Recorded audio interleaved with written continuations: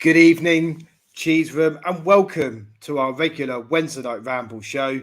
It's not just the weather that's been red hot this week. Cheese Room HQ has been simply buzzing and has been delivering the smoke. We've delivered shows on Monday, yesterday, and we're live again today.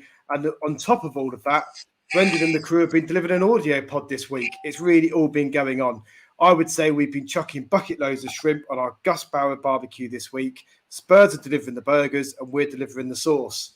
Tonight, alongside myself, we've got my regular co-host and regular sidekick, the ant to my deck, Gibbo. Gibbo, how are you doing this evening? Mate, I can't. Your intros. I don't want to host any more shows, mate. You must sit there for hours when you're meant to be working, sorting them out. But yeah, mate, I'm sound. I'm not in for the whole show, but I've come on to get a cheap hat trick, get a tap in. Yeah. Done Monday, Tuesday, Wednesday to get the hat trick. Come in, meet a new guest in Alex. Come and see Brent, and yeah, mate, looking forward to it. Yeah, and Brent, for the second time this week, you joined us back on the YouTube pod. Are you enjoying it? You do want to stay? Yeah, no, it's always good to do a bit of crossover. I do, as you know, I host the audio pods. I just think people don't want to see this on a regular basis. Just so I stick with my monotonal voice. But yeah, it's good to see you guys. And I don't know, like the ant to your deck. So whoever has the biggest forehead would be the ant. So I reckon you slightly nailed it there, Gibbo's probably got the ant. Yeah, I've got that's the exactly what I thought, mate. But yeah. I looked through famous comedy duos who could we possibly be close to, and I sort of Little and Large, Little and Large, Hawksby and Jokesby, Cannon and Ball. Cannon and Ball. You know, so if anyone in the comments, if you've got a view, yeah, Tweedledum, Tweedledee, let us know your thoughts in the group chat. And then, obviously, last and not least, we've got a debut to the Cheese Room tonight. Really, really excited. I've been talking to Alex for some time. Alex, you will all know Alex. Anyone that's been to White Hart Lane and the old or the new would know there's an iconic flag that sits in the corner of the south stand. What was it? Southeast Park Lane side of the ground. West, yeah, and it's a big Spurs Cyprus flag. And Alex is the guy behind Cyprus flag. And that's what I was about to say. If you go to any pubs in and around the ground and go to a toilet at the urinal, you'll inevitably see one of those stickers. So, or a cheese room sticker as well. Yeah, we try. Yeah, or a cheese room sticker. Yeah. So it's good to have you on. How are you doing?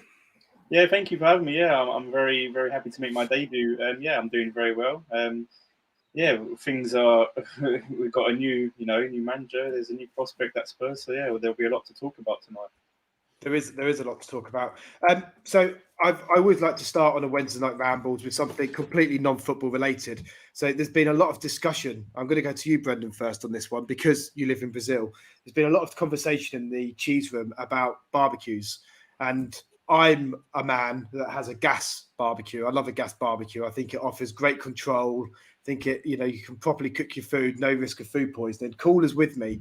Then we've got Diver, who thinks we're the antichrist for having gas barbecues. Where are you at on the equation? Gas or charcoal?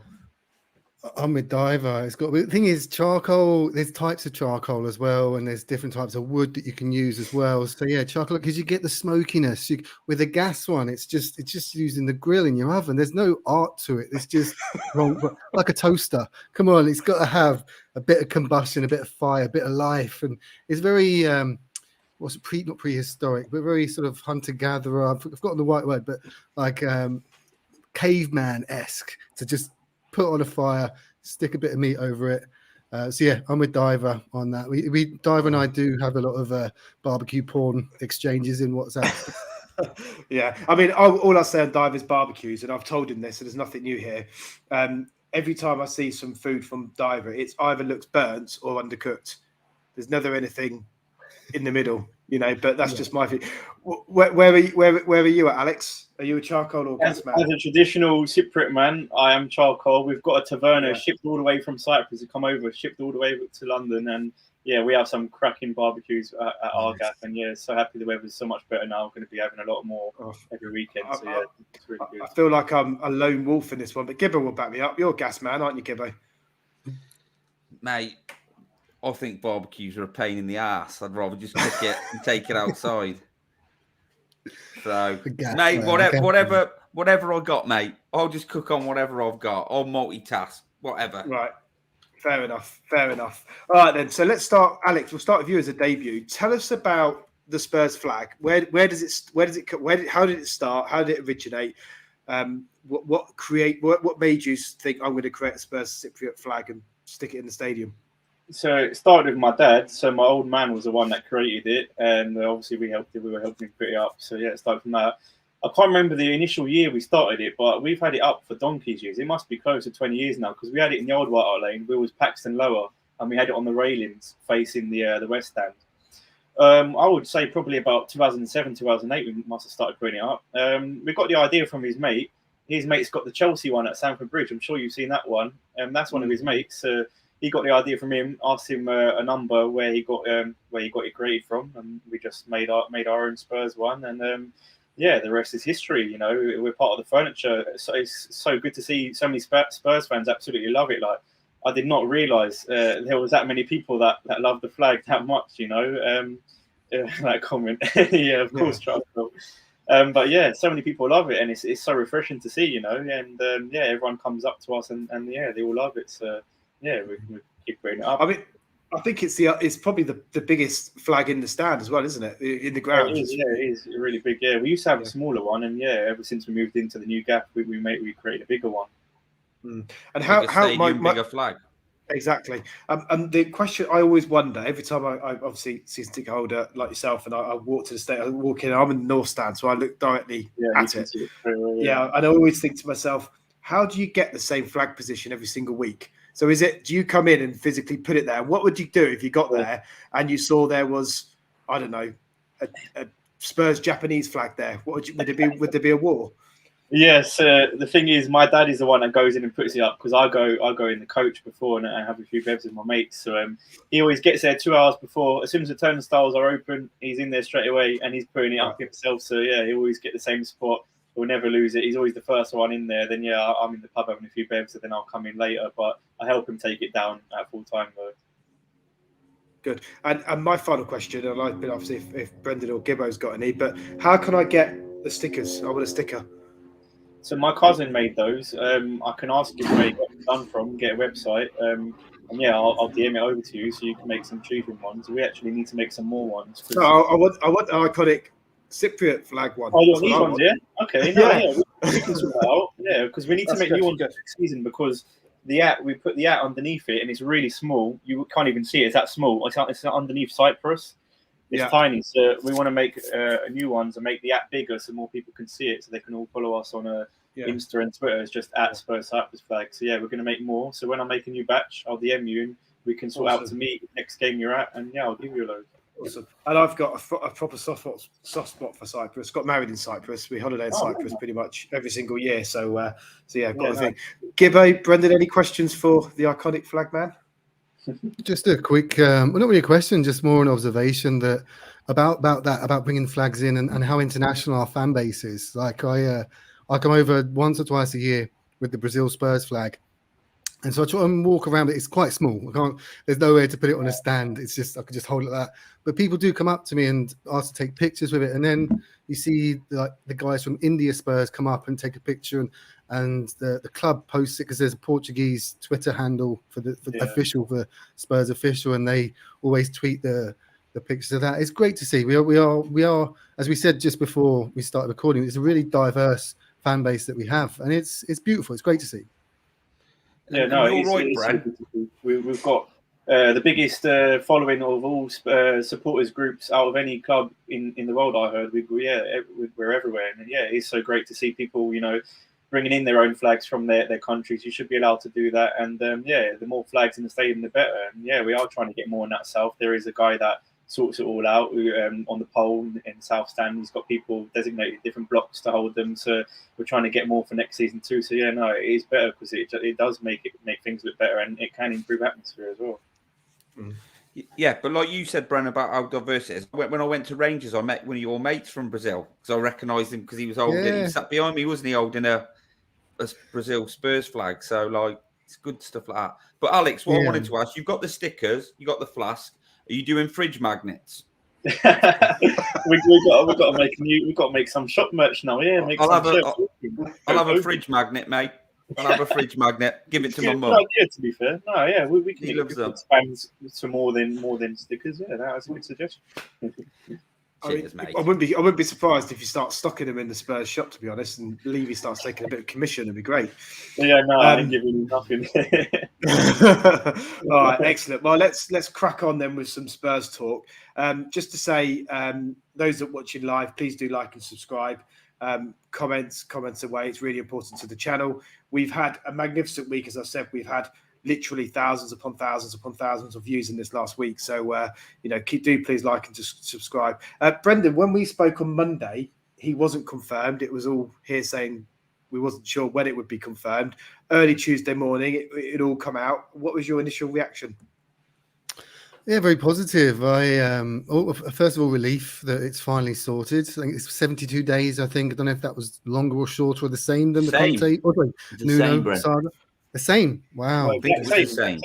Yeah. But the more I read up on him, the more I see of him, the more I love the guy, like already. And he's won me over very quickly. And I think that's important with this appointment, is that he's someone that the fans do get behind. Anyone you speak to, like JP was on the pod and he did YouTube as well. He was a busy guy yesterday, JP, but his Aussie team is it Brisbane? A Fire that was his team, or Melbourne? One of his teams anyway in Australia. And he just said, look, he creates such a bond with the fans. He understands rivalries. He's no idiot as well. He really does know his stuff when it comes to tactics, motivation. So yeah, I'm on board the Ange train, and it's going to be a wild ride. He play the kind of football that we want. So yeah, the initial feeling was relief and excitement for what's to come. And Alex, obviously we've not spoken about Ange Postecoglou up to this point. Were you always on the Ange train, or are you on the Ange train now, or where are you at? Yeah, I was never on the train. I put a tweet out on Sunday when I saw the rumours that he was going to agree terms and was going to sign, and I was absolutely raging. I was not happy with it one bit, and I tweeted out saying, "What is this? What's our ambition? Why are we going for managers in the Scottish League? It's a 2-horse race, sometimes 1 horse." And obviously I wanted a big name. Like I wanted Nagelsmann, which was never going to happen, and then my second choice was Enrique. But yeah, these big names, they don't normally work out at Spurs. We had Jose and Conte, 2 of the most decorated managers recently, and that didn't work out. So yeah, I had a change of heart. I've done my research. I looked into him a lot. I spoke to a lot of Celtic fans on Twitter as well, and they were absolutely devastated with him going. They were really, really upset that they built a really strong bond with him, and if he can build that up with us at Spurs too, that would be lovely, because we've been so distant from our club in the last few years. I couldn't tell you the last time I was looking forward to watching a Spurs game. And I know, mate. He plays high attacking, pressing football, possession-based football. We've not really seen us play attacking football since the Poch days. So if he can bring that back, I'm all for it. So no, I'm going to back him. Listen, I'll back any manager. I always support the team and not the regime. It's just up to Levy whether he's going to, back him. Because obviously, like we all say, no manager's going to do well under this ownership. And every manager that comes, their hands are going to be tied. So we'll see what happens. But the fact that he's given him a 4-year contract, it does show that there is trust there, and he's willing to, to have him long term. But we did give Poch 5 years, and yeah, he worked miracles with the squad that he had. But also at the same time, there was a time where we could have kicked on and bought, a couple top players after that Leicester and Chelsea season when we finished runners up for Chelsea. And we went 18 months without a signing, so I hope the same thing don't happen again. But yeah, I'm optimistic, and I'll give the guy a chance.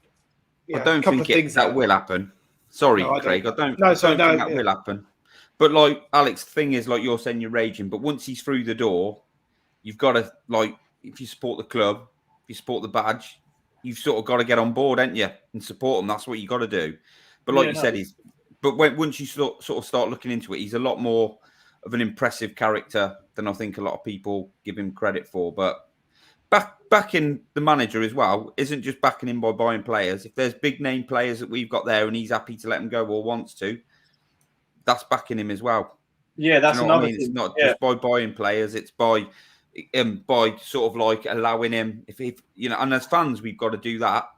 If it's Son, if it's Kane, if it's Romero, if they're not, if they don't want to be around, or you know, he doesn't want them round, he thinks we're better off without them, then yeah, move no, them on. that's That's backing exactly the what manager as well. that's exactly what the Celtic fans told me the other night. They said Yeah. to me, if there's players that don't want to be there, he wants to get them out straight away. He doesn't want players that don't want to play there and be there for him. So this Kane scenario needs to get sorted out ASAP before we go out for pre-season. So you know he can focus properly on his squad and what he's got and what he's got to work with. Yeah, I think what's quite interesting, Brendan, is and as similar to Alex, I think, and earlier on in the week, over the last couple of weeks, there's a lot of fans that were perhaps not sure on Ange and what he would bring. But as the week has gone on into now, I've seen a real swell of turn. The tide has turned in the fan base in terms of social media, certainly, and I think pretty much 90% of the fan base, I would say, probably more, are actually really behind Ange now. They've done their research, they've seen the stuff that is available widely about this guy, and they're all convinced. Do you think that's fair? Yeah, I think there's bound to be some concerns. Like Alex said, he's coming from the Scottish League, which isn't the most competitive league. But you look at his track record since he started management; he's won everywhere he's gone. He's got this the mindset to bring young players through, to develop young players, work with them. He's a motivator. He doesn't take any shit either. He's properly determined, and any players that are lazy, he won't take that. But he empowers the players. And if there's mistakes on the pitch, he'll take responsibility for them himself, which would be very refreshing after Conte and Jose, where they just threw the players under the bus. So yeah, I think the more we've looked into him, there's always a risk. I think Seb says it on the pod. There's always a risk when we hire a new manager. So at least this one is kind of sticking to what Levy said he'd do. The Spurs DNA, attacking football. This guy, you've seen the videos of him when he's like, "Stop passing it back," and that's music to my ears. You know, like after watching Højbjerg and before him, Winks and Sissoko, like just watching this treacherous football. So now having a guy that whose philosophy is to attack, to not let up, the intensity of the play. That's what we want to see, and so.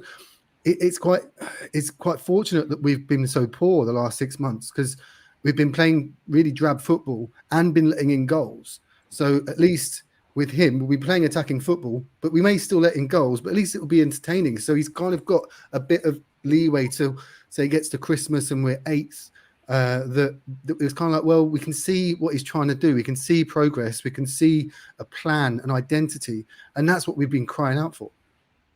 Yeah, no, spot on. I think the reality is, the way I see it, I don't know if you agree, Gibbo, is with the squad that we have, it's highly unlikely we're going to finish lower than eighth, which is where we finished last year. So even if we finish eighth next season, if we're playing attractive football, attacking football, at least we're going at other teams, and there's a clear plan and strategy in place.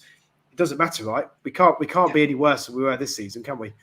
mate. Is the guy's remit is to finish higher than eighth and hopefully bring some European football back to Tottenham and play better football.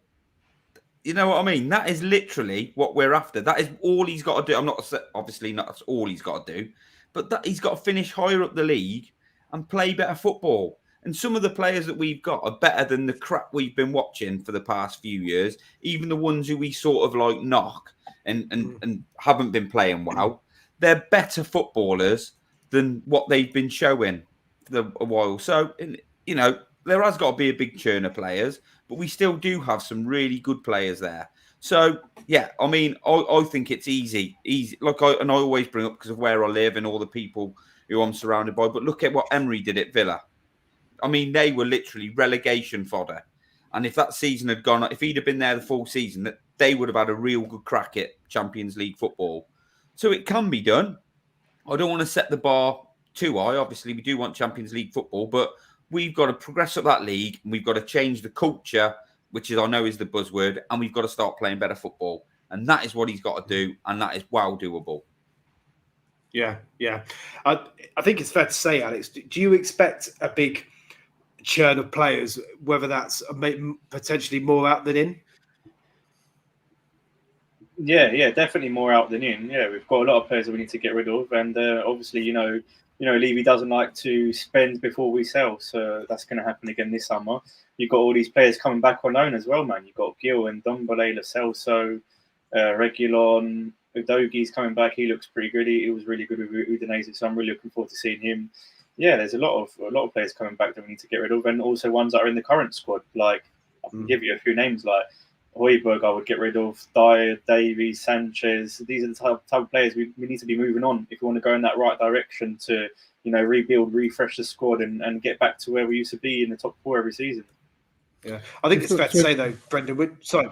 I don't want to jump in just very quickly. That this comment here from Sash sums it up. We do need to give him time. I think that with the Premier League, with us as Spurs fans as well, we are quite impatient. I think with this guy, we do need him to go. I was chatting with my Celtic mate yesterday, who's gutted, but he kind of understands the way that football works. But he said at the start at Celtic, he lost 3 of his first 6 games, and it wasn't clicking. And people were then sort of like, who is this guy? Who is this guy? And that was just Scotland. So you can imagine if he has a slow start with us, depending on how the fixture list is, we may have some tough games at the start, or we may have a surprise defeat to one of the promoted teams, for example. We can't jump on his back straight away. We've got to give him time and give him patience. Sorry to jump in. Yeah, they called him Post not got a clue, apparently, to start off with. Somebody messaged earlier, the Scottish, when they first went there. Because I think they lost the first 3 games. Well, they definitely lost. They lost in the Champions League, didn't they? And I think they had a really slow start. Yeah, they were all on his back. Yeah, I think it's interesting because we recognise, I think, Alex, you're right about there's some players that we potentially do need to move on, but the reality is we can't move on 7 or 8 or 9 players in one window and replace those 7 or 8 or 9 players. And I think part of the problem we've got is exactly this point that Vass has put, is that Europe is cash strapped. So, unless we're giving these players away, which to be fair, we've started doing over recent in the last season or so, then it's going to be difficult to move these players on. You struggle to see who's going to spend 30 million on Ndombele, Lo Celso, or whoever it might be, don't you? So it is going to be an interesting summer. Although the word on the street was, I dare say this when Paul was on the pod on the other night, was that Ndombele is going to get a chance. What do you make of that, Brendan? Yeah, I think someone brought it up on the pod yesterday. I don't know if it was Paul or not Paul. Paul Fellows from Sydney Ospreys. That Ndombele matches Postecoglou's style. But then JB pointed out he's got all the things that Postecoglou wants and all the things that he doesn't want in terms of the lack of energy and the lack of effort. Exactly. So, but yeah, he's press resistant. I'm sorry, I keep looking over here. It looks like West Ham have a penalty. So I'm watching the game. Come on, Fiorentina. We're having a nice chat here, Brent. You got to go bringing that up. No, someone put in the chat anyway as well. I think he's spent. We've had 3 managers try and get a tune out of him, and none of them have. So, did you see him collecting his medal when he won the Scudetto as well? He was even knackered doing that, just walking up the steps to get his medal. His body attitude is just so bad, man. It really is. Yeah, so lazy. Yeah. No, and can you believe that at the same time? I'm sure the same time that we bought him, Man City bought Rodri, and I reckon they paid less for Rodri. Yeah, much less. Absolutely, yeah. We broke our record getting in Ndombele. It cost us 65 mil. But like you said, Alex, you said, and someone's mentioned in the comments, it's not easy to do. We're going to have to take a hit on them, and we have done that. We have done that a little bit more in previous years, but definitely. And if I think there will be a pretty big churn because that's what he did at Celtic. So I think where they can, there'll be some. Look at Winks. I wouldn't be surprised if they just let him go on a free. Yeah, they did it to Doherty, didn't they? Yeah. How many years does Winks have? I don't remember him signing a contract recently. I think he's got a year left. Oh, just go. Go. Yeah, he's got to go, hasn't he? I think he's definitely got to go. In terms linking to players in and players out, obviously, well documented. We still don't have a director of football, and it's been well reported, I think in The Athletic and a couple of other papers, that there's a potential that we won't actually appoint a director of football this summer. and that actually we will stick with Gretna Steinson and Andy Scolding, who are two of our performance managers that were recently recruited under Fabio Paratici. Both previously acted in similar roles, heads of recruitments or sort of football directors in previous life before Spurs. Gibbo, does that fill you with dread, or is that something you're quite comfortable with? I'm comfortable with it if manager's comfortable with it and all the other people who are working around the club are comfortable with it, then I'm comfortable with it. I mean, the last director of football we had was a joke. So, do you know what I mean? Like, I sort of said it yesterday, but if you listen to the latest Fighting Cock, where they've got where Flav's talking to a journalist from Italy, they're meant to be talking about Destiny Udogie, but they have a little chat about Paratici before. I mean, the guy was a joke. So as long as everybody in the club are pulling in the right direction and everybody's, and all the stuff the manager wants is happening, and we've got the people doing those jobs, and it's under control, and we've sort of got thinking all aligned, then, Scott Munn's head of footballing operations. I know he's not a footballing guy, but if he's got footballing people working underneath him doing all the bits, as long as it's working, who cares? Because the only reason we talk about a director of football is because it's been such a shit show and we had no manager, no director of football. Because 9 times out of 10, mate, at every other club, you don't really know who these people are. They're not as important. Well, they are important, but we don't talk about them or see them as being as important. We just do because of all the stuff that goes on around Spurs. So as long as it's working and everybody's happy days. Yeah. What's your take, Alex? No, I don't want that to happen, because that means that Levy's going to have more say on things, and I don't want that to happen. We need to even with Scott Munn in. Yeah, I still think he will have a say, because there is no director of football. You have to be having a director of football, and the fact that you've got a manager in before director of football is a shambles. It's got to be the other way around. The director of football is the one that is meant to help you get the manager in. The last director of football, was not great. He had a lot of problems with him, all the cases, but he did do, a few things right. He got us Bentancur and Kulusevski, and they were great additions. They turned out really well. I think we're going to permanently buy Kulu in the summer. But you got football. Every football club has got to have a director of football, and I think if we got Ralph Ragnick in, that might have helped us, get Nagelsmann in, and then Levy promised him what he wanted. But Nagelsmann didn't want to have anything to do with it, with no director of football at the club. Who's City's director of football? Oh, I ain't got a clue. Turkestan or something. Is the guy they got in from Barcelona with a weird Scandinavian name? Bergestein or what? Yeah, something like that. Yeah. Is he like a director of football, or is he just like a board member? Because the guy we were after, some of these people are just board members who know about football, aren't they? Who sort of do those deals. They do the deals. So you've got like the guy. City have got like the guys who run the club. Then they have like a board member whose job is to get the footballing deals over the line and do the football bits. So obviously, I'm just asking, because obviously we're talking about them. So I'm trying to think of the names of people who do these jobs at the successful clubs. Edu at Arsenal is a prime example of a director of football where they've got it all lined up already. Like, they recruit very well. Yeah, and they do. Yeah, the money. They spend a fair whack as well, but they get them right. And they're the ones that it depends on the terminology as well. Like so Scott Munn's director of football operations, but he looks more of an organizer as opposed to knowing about football like Ange would, for example. So with that in mind, do we then employ, as you said, is it a head of recruitment like a Steve Hitchen? And that was the thing with I said it on the pod as well. The worrying thing from All or Nothing was when it came to the deals, we didn't see any of the back. All we saw was Steve Hitchen on the phone looking desperate and saying how he hated things. And I'm like, is that it? Is that all we've got? We got Levy, this guy, and that's it. Like that was scary. The sort of, and maybe there is, maybe they just weren't showing that we do have a network of scouts in South America, in Asia, North America, etc. But that wasn't apparent in All or Nothing, and it was just quite a worry. So the hope is that Paratici's legacy may be to have come in, seen the lack of that, and implemented, prior to him going to jail, a network of scouts that do source the challenge. And again, another worrying thing, sorry to be rambling on, that Levy's only just now looking at a data-based model. Moneyball, the book, came out 20 years ago. 2 years ago, yeah. 20 years ago. So how is he only now? Yes, they've equalised. Sorry. How is he only now realize that you need to have data specialists to source players? Why is that only a thing now in 2023? It's just it's Because just he very doesn't worrying. know, Bran, does he? That's been the issue. I don't know. Obviously, we don't want to go into, but it's because he doesn't know. That's why we need footballing people. Like Big Ange is a footballing person.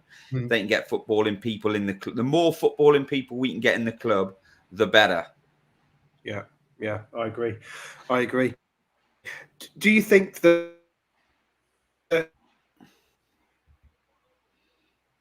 you're He's froze, Danny?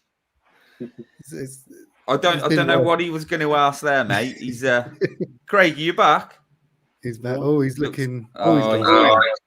He's gone. There's an echo. I don't know what's gone on here. Looks like we've had a bit of a malfunction. Can you hear me now? Was there echoing still?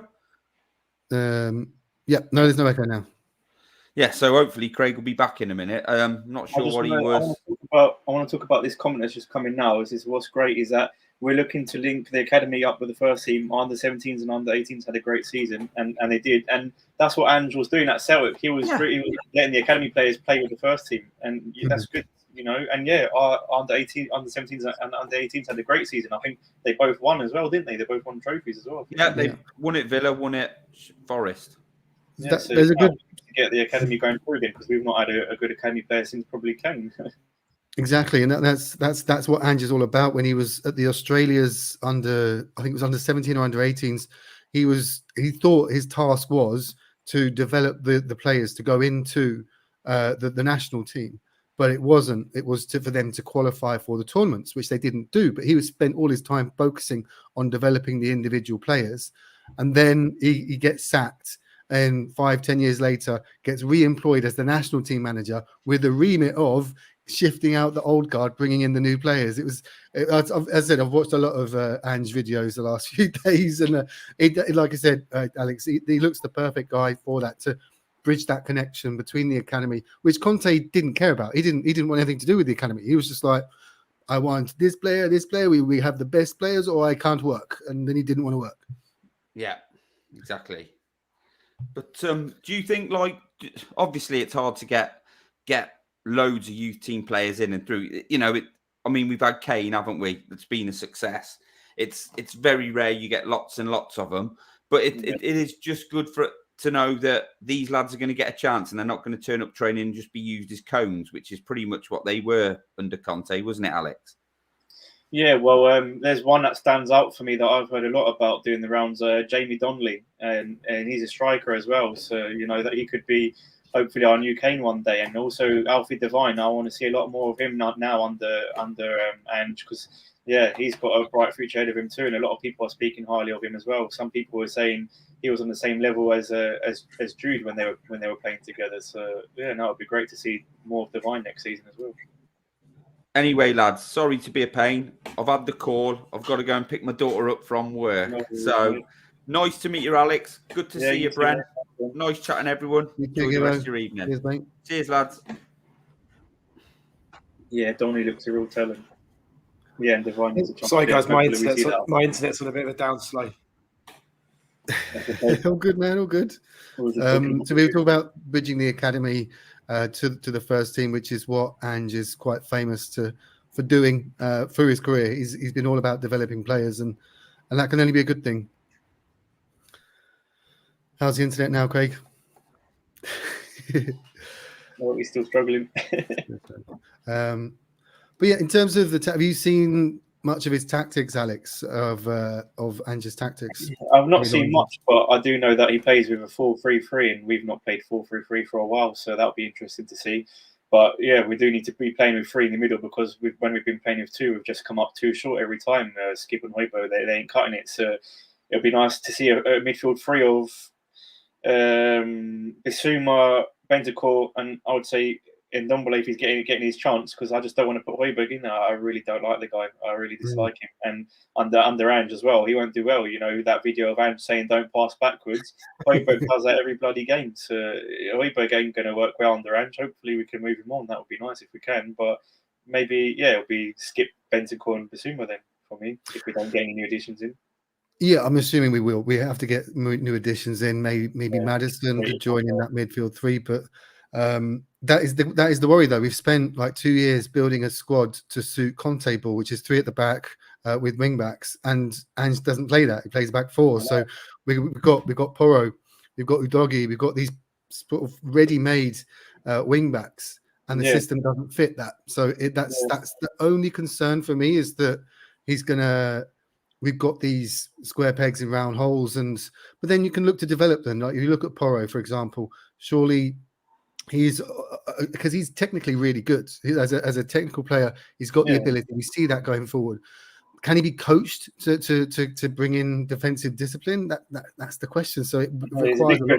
Because you can compare him to maybe Trent. Trent is so good going forward, but absolutely shocking defensively, and he's still not changed his game. He's still not worked on it. He's still very bad defensively, and it does worry me. Udogi and Porro, great wing backs, but are they going to work well as fullbacks under Ange's system? I don't know. It remains to be seen. But luckily Emerson has improved and turned a new leaf. So he could work well under Ange, but. Yeah, we've spent 40-odd mil on Porro, so we can't be having him on the bench, and we're not in Europe anymore either, so there's no rotation. So we're going to be playing pretty much the same starting 11 most Premier League games as well. Yeah, that's true. The number of games you're up there. But back to the formation, so you're right. He plays 4-3-3 or a version of 4-2-3-1 as well, and in possession though, that's where he excites. So basically, the two centre backs stay. So it goes 2-3-5 because the fullbacks invert. So we have 5 sort of options for passing to get through the press. So it's really attacking. Like when with the ball, Ange ball is pure adrenaline, pure going forward. It does leave you open to the counter. So teams that do sit back and which they may do if we are dominating possession, the natural inclination is to sit back and try and hit on the counter. So that's where we will concede goals. But it will be better than Conte ball and Jose ball. It will just be more fun we clearly do need to sort out the defense with some new additions. I'm hoping it's not Maguire though. Craig, are you back? I'm back. I'm seeing that as well. I don't like that. Yeah. I mean, if we still had Conte, then maybe because he plays in a back three. He's good in the back three, but as two centre backs, no, I don't want Maguire next to Romero. No chance. Yeah, no. Like, or Dyer and Maguire. Can you imagine? Oh, Jesus. Oh my God, mate! I wouldn't turn up. Are we doing, John? All right, I thought I'd jump in because Craig stole caller's internet or something. Is it something to being up north? Is it? It's a bit dodgy up there, Craig. I've got Virgin super fast broadband. I've never had anything as worse. It's ridiculous. It keeps just crashing out at random times. So apologies, everyone. Apologies, Brendan and Alex. Well, I'm back, hopefully. It's okay. It happens. Yeah, the 4-1-4-1. So we're talking formations. Like John, while you're here, what have you made of Ange? I think he said Conte ball of Ange ball in terms of formations and style of play, etc.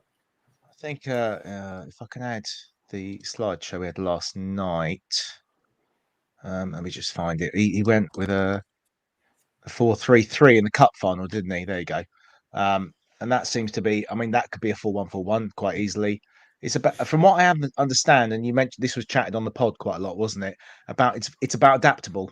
It's about adaptability, really, and the flexibility with the fullbacks pushing into midfield, which is sort of things that Pep's been doing for City for a while. And obviously, we've seen Zinchenko, City's gone to Arsenal, doing very much that. But it sounds like both fullbacks push into midfield.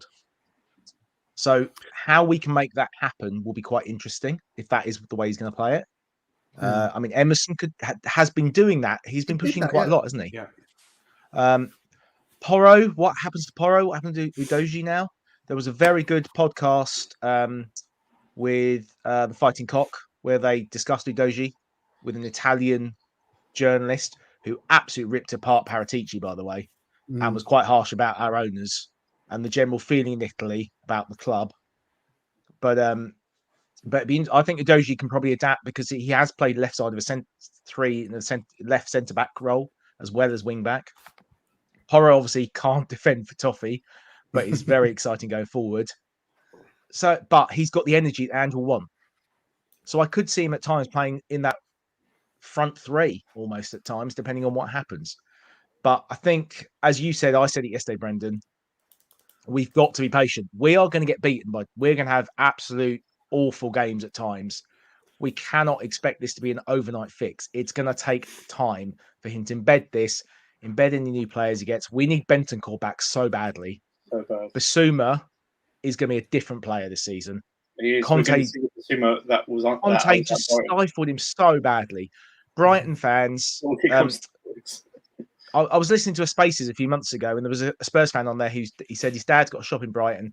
Some of the Brighton players go in the shop, and they could not understand what Conte had done to Basuma. Players that played with him, and hopefully if he's fit. And then we just need to see who the third midfielder is, because I don't think Højbjerg. I think Højbjerg as a squad player is fine, but if we can get some money for him, and apparently a lot of clubs are interested.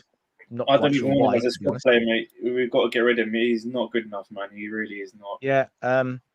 But I'd love Maddison to come in. We need that type of player. We don't have that type of player at the moment, whether it's Maddison or someone else. Yeah. Whether we get some random Japanese player who's a playmaker we've never heard of, that could happen. You never know. But I don't think we'll be able to compete with Newcastle. I think Newcastle are in for him, and they got Champions League football now. We wouldn't stand a chance of getting Maddison in over Newcastle. But yeah, there are other options as well.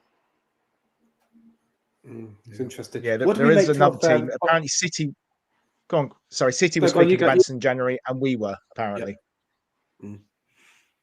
So yeah, go on, Greg. No, I was just going to say, what do we make of the Kane to Real Madrid rumours that have been really strong today in the tier 5 reporters, and apparently it's going to be Kane, Mbappe, and who's the other player they're getting? Bellingham is coming in. Brendan, do you think that's going to happen, or do you think that's just people just trying to unsettle Spurs and Kane? Well, I mean, they've just lost Benzema, although he was on the decline anyway. Benzema, he's what, 35 himself, and just gone for his last pay. It was 200 million he got in Saudi. So they need someone. They need that central focal point. I don't know if Mbappe is that. Mbappe is more of a sort of cutting in from the side as opposed to the focal point. So they've got the money, they've got the prestige. It's always been the question, though: does Kane want to leave the Premier League? He wants to break Shearer's record. So, does he want that? But if he were to leave, I'd prefer him to go overseas. I don't think I'd enjoy seeing him playing for another Premier League team. So, and if he has to leave some point, he does have to go at some point. I don't think he'll stay with us forever and not win anything. He's too good. So, we have to prepare ourselves for it. And if it's Madrid, it's Madrid. We've got that special relationship. We'll get a bit of wedge from them and use it to rebuild. So I hope it doesn't happen. But if it does, we just got to be smart and invest the money that we get.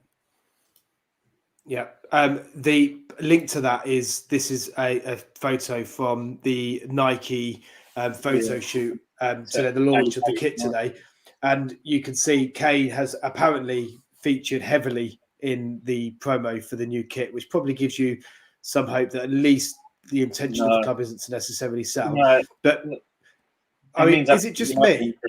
Yeah. Well, I mean, there's been previous seasons when the last season he didn't feature, and then he pissed off to Madrid straight after the kit reveal. So no, that means nothing. Obviously, he's going to advertise the shirt. He's our main man. I mean, the main reason for the picture side, Brendan, is it just me, or does angry Harry Kane look particularly sexy? Why'd you come to me with the homoerotic question? Tell you what, he looks a bit like Gibbo from this distance. Is that why you like him, Craig? I think it might be. Yeah. Don't get jealous because me and Gibbo have got a thing going on. It's weird. Like someone said it in Slack today. Oh, by the way, do get involved with our Patreon viewers. It's great fun. Our Slack guys. It's a really great community that we have for £3 a month. What someone said is like, does he look like he's sort of sexy looking, or does he look like I've got to do this again sort of look? It's like, oh, seriously. So it's going to be one of those looks. But yeah, he does look quite dishy. Yeah. It does. I mean, for me, the Prem isn't ready for an angry Kane fueled by barbecue and Neighbours box sets. I mean, this guy is going to rip it up if he's looking like that next season. I can't wait. Also, is that DJ below it? Who is it? Yeah, it's a DJ. Yeah, it's a DJ. Is it Majestic? Yeah, Oh, please yeah, tell me. they're doing it at the Alexandra Palace. That's where they're doing the reveal tonight. They've got to give Majestic or what's the girl's name? The female DJ.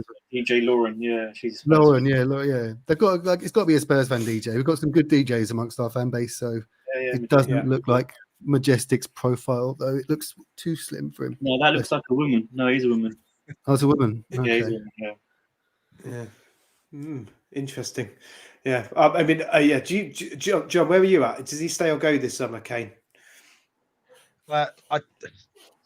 From what I'm reading, and Paul O'Keefe's been quite vocal, and he's been blocked by the journalist who'd leaked. Yeah, I saw that. He's saying Daniel Levy is going to put the price so high, no one's going to pay it. Yeah. That I think I'm on the roll. We keep hold of him with the desperate hope we can turn things around to get him to sign a new contract, because I'm still very much in the mode of I don't trust we could replace him. I'm still scarred by the Bale. And it wasn't just Bale, because it was also the likes of we lost Dempsey, who I know was slow, but he scored 14 goals that one season with us. We lost Dempsey, we lost Scott Parker, we lost William Gallas, a lot of experienced players, and brought in the 7 players who'd never played in the Premier League. And that's part of the reason we had issues. Sorry, Alex? We never replaced players at Tottenham, and that's the problem. We still haven't replaced Dembele. We still haven't replaced Walker. You know, these are shocking problems. Still not replaced Vertonghen. Not got a top quality left centre back. We've got big problems at the club. Can't even replace players. Yeah. And to be fair, Paratici, for all his faults and the fact he's probably going to prison quite soon, has been rebuilding the scouting network. And a lot of the youth stuff he was working by all accounts. So hopefully whoever comes in under Scott Munn, in between Munn and Big Ange, can continue that work. We do have, head of recruitment. We've got Greta Steinson there. We've got the guy we got from Rangers, Andy, someone whose name escapes me. So there is a bit of a structure there. We just need that in-between man to take it on the level. But hopefully we can get some good signings in. I think Ange will have a good idea. From what I gathered yesterday, from information, it's amazing. When you do this sort of show, people start telling you loads of information. It's brilliant. But we've been talking to Big Ange for a while. This has not been the last couple of weeks. This has been months, apparently. And I do wonder if part of the reason this has dragged out is because we were waiting. He was one of the favourites, probably with Slot, to come in, and they always intended to do it after the Scottish Cup final. I don't know whether that's just, I am guessing. Oh yeah, no, that makes it. Absolutely. He wouldn't leave before that cup final. He wanted to get the treble and fulfill his legacy there. Absolutely. I've no doubt that was the case. I think I said it on the pod yesterday that was Scott Munn a precursor to Ange coming in. I don't know if it was that much aligned, but I think it was more. He certainly pushed him up the ladder a bit in terms of his priority. But yeah, he's in now, so we no more speculation on the manager. We got our guy, and we got to back him. Yeah, we were talking. Can I say on Kane before we move to the next topic? Yeah, of course. Yeah, go on. Yeah, so I don't. People might think I'm deluded, but I honestly can't see him going. I think he's going to stay. I really do. I stayed for the lap of honour against Brentford, our last home game of the season, and he was all in smiles with his family, with his wife, with his kids. I mean, if he knew that was the last game he's going to be at White Hart Lane, the guy would have been absolute tears, man. He bleeds Spurs. He loves the club, and yeah, his missus has got a new baby on the way. He's due this summer. You really think he's going to pack his bags and go to Madrid when she's about to pop a new one out? I think that helps us as well. But you're so close to the Shearer record, man. He's 47 goals away. He's just banged 30 goals this season. I mean, if he can do 30 goals again next season, he would only need 17 the following season, which is very doable for Kane. At the very least, he can do it in minimum of 3 seasons, breaking Shearer's record. And if he still ain't won a trophy during that time, then he can maybe go somewhere else like a Madrid or a PSG and win something at the end. But yeah, I can see the guy staying. I really do. If Madrid really are in for him and put a concrete offer in, and if he rejects them, I wouldn't have sympathy for him if he stays at Spurs and things are still going sour, because who in their right mind, turns down Madrid? You can't be turned down Madrid. But yeah, I know he wants to stay in the Premier League so badly. I know that for a fact. And I wouldn't want to see any other Premier League club, it would hurt me so much to see him in another Premier League club shirt, and him going would hurt me more than Bale. It really would, and that hurt me a lot. And yeah, he's irreplaceable. You can't replace Kane. You need at least minimum three players to replace him to get what we've got with him, all these goals and assists. You know, he's not just a goal scorer. He's not just a Haaland who scores goals. He's got so much other things go to his game. Like, he's got the vision of De Bruyne, the passing of De Bruyne, and the finishing. Yeah, top class finishing. It would be a big pain to lose him. It really would, and I think we would finish in the bottom half of the league if we were to lose Kane. I really, truly do believe that. He's so important to us. So, does he sign a new contract for you? Yeah, so that's the next question. Yeah, if he's going to stay, he's got to sign the contract, because if he don't, he can go for free next year, and if he does go for free next year, he's still not going to complete the Shearer record. So unless he goes to another Premier League club on free, that's a different question. But yeah. The two questions are: you go now to Madrid, or you stay and you commit and you sign a new contract and you retire at Spurs. But that's all down to Kane. You know, we can't answer for him, so it's going to be a tough one. But we really need it resolved ASAP, because it went on very long last season when he wanted that move to City, and it did disrupt the team a little bit too. And he wasn't back for the first game of the season at home, which was against City, and we won 1-0, and we were singing "Are You Watching Harry Kane?" I remember it very well. And then we forgave him in the end. But yeah, this needs to get resolved very quickly, more for Ange's sake than our sake, because he needs to know what he's working with, what players want to be here, what players don't want to be here. Like I said earlier, the Celtic fans were saying, players that don't want to be at the club, he moves them on. He don't want players that are there that don't want to be there. So yeah, I want it resolved before we go on our pre-season tour abroad. Yeah, I don't think he's going to sign this summer. I think if anything, what John said, he's going to wait, see how the year with Ange goes. Hopefully, it'll be a successful season. We may get a domestic cup, do well in the league, maybe get top 4. That might be enough to convince him to sign on. I think he'll do that. It's either that or Madrid. He's not going to go to a domestic team now. And then if it's a poor season and we don't get top 4, and we don't get a domestic trophy, then he probably will leave at the end of the season. So, and that's when he can choose. And he may go to City then. So Haaland might go to Real Madrid. He may win the treble this season, the treble next season. Well, what else is there to do in England? I'll do it for Madrid now. So it's up in the air. But like I said, we need to be prepared for it to happen. No one man's bigger than the club. We don't want to lose him, but we will carry on. No one's bigger than the club, but it would pay me a lot to lose him. I've got him right here, and the shirt next to it, that one signed by him. I would be in tears. I really would. I wouldn't be able to sleep at night if he goes. I really wouldn't, man. This guy's close. I've got a signed Ian Walker montage. If anyone wants that, you can have it for free. I've got a signed Sandro shirt where he wrote "Purple Anus" on it, but that's a different story. I remember that. Yeah, that was a good pod. In terms of incoming, in players incoming, we've been heavily linked with Maguire again today. Straight away, I know where Brendan and Alex are going on this. John, are you a fan? Are you a Maguire in? I'm not a fan. If he came in, it would have to be under the right circumstances. It'd have to be literally a free transfer. Sorry, West Ham scored. And no. Bugger. Moyes was running. It's horrible. In the 89th minute as well, for God's sake. Yeah, it would have to be with a centre-back that came in with a lot of pace alongside him. He has got traits. I mean, one of the things, if we were to lose Harry, the one thing you didn't mention about Harry, which you probably wouldn't think of, Alex, is how many corners does he head away at that near post for us? He does. He clears so many. He's probably saved us so many goals at near post. And if we lost him, it's about the only place you can stick Harry Maguire is at that near post to head it away.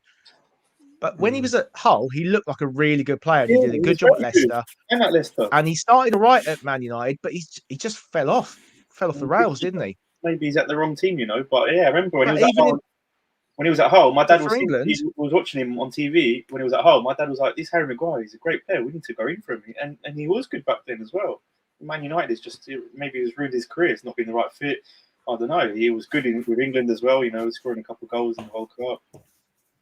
For England, he's done all right, hasn't he? Southgate's he's always been his go-to man. Interestingly, I mean, Gibbo said he's better than Dyer. I mean, to be fair, most of us are better than Dyer. That's not hard. My nan's better than Dyer. Yeah. But do I want to sign him? No. Basically, is the short answer. But I if don't Ange see the wants advantage him, in it. if Ange wants him, and we're saying we've got to back the manager, maybe you've got to Well- listen to him. He knows better than we do. Yeah. I mean, That's the thing. I don't But think I bet a lot of Maguire's. it's paper talk. Yeah, I mean, has he got the pace, Maguire? Do you think if we're going to be playing this high back line? Exactly. The only defender we've got that matches that is Sanchez. Sanchez is the only one with the recovery pace to play Ange ball.